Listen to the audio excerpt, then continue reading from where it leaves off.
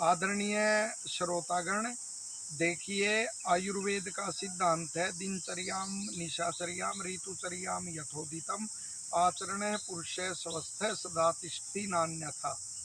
कि जो दिन रात और ऋतु के अनुसार ही जिसका आहार विहार आचार होता है वही स्वस्थ रहता है, अन्य नहीं। तो ऋषियों का उपकार देखिए कि दक्षिणायन उत्तरायण के अनुसार तो उन्होंने वर्ष को 6 ऋतुओं में बांटा ही। साथ में शरीर के दोष जो होते हैं, वात पित्त कफ आदि, तो उनके अनुसार भी, संचय प्रकोप और शमन के अनुसार भी उन्होंने इसको वर्ष को 6 ऋतुओं में बांटा है।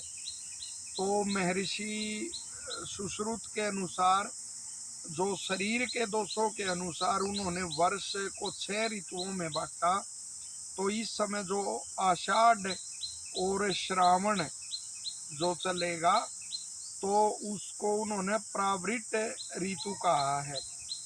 और इसमें जो ग्रीष्म में वात का संचय हुआ था, तो उसका प्रकोप हो जाता है।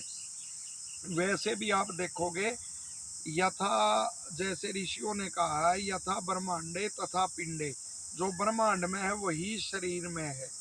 जैसे ग्रीष्म से वो तपती है पृथ्वी, और फिर जब वर्षा की प्रवृत्ति होती है तो वो फिर उसका भी जो वात है, वायु है, उसकी भी प्रवृत्ति होती है। तो स्पष्ट ऐसा वो देखने में आता है।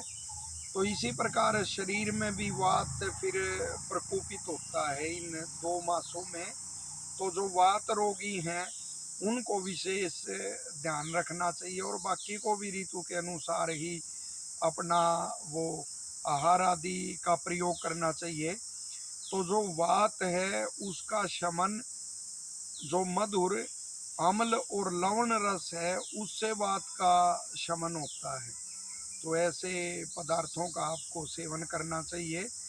जैसे तक्र है, तक्र वायु का शमन करता है। तो जो स्वस्थ हैं, तगड़े हैं, तो वो तो गाढ़ा वो भी पीते हैं तक्र। और जो स्वास्थ्य की दृष्टि से जिनको पीना है, तो तक्र परिभाषा आयुर्वेद में है कि जो आधा दही आधा पानी डालकर उसको मथा गया हो, मक्खन निकाल दिया गया और जो शेष बचता है उसको तक्र कहते हैं। तो उसको आप सेवन कर सकते हैं, और साथ में उसमें सेंध लवण डाल डाल सकते हैं, और डालना चाहिए इस ऋतु में। वात प्रकृति जिसकी होती है, और अब तो समय ही वात का वो है प्रकोप का, तो उसमें सेंधव लवण तक्कर में डालना चाहिए, उसका सेवन आप कर सकते हैं। साथ ही आम जो है फल, वो भी वायु को नष्ट करने वाला है। तो और चूसने वाला आम तो श्रेष्ठ होता है। तो और भी आप मधुर जो पका हुआ अच्छी तरह उस आम का सेवन कर सकते हैं। अनार जो है वो भी, जो मीठा बड़ा अनार होता है, वो भी वायु को नष्ट करने वाला है। मधुरता के साथ उसमें अम्ल भी कुछ वो गुण होता है।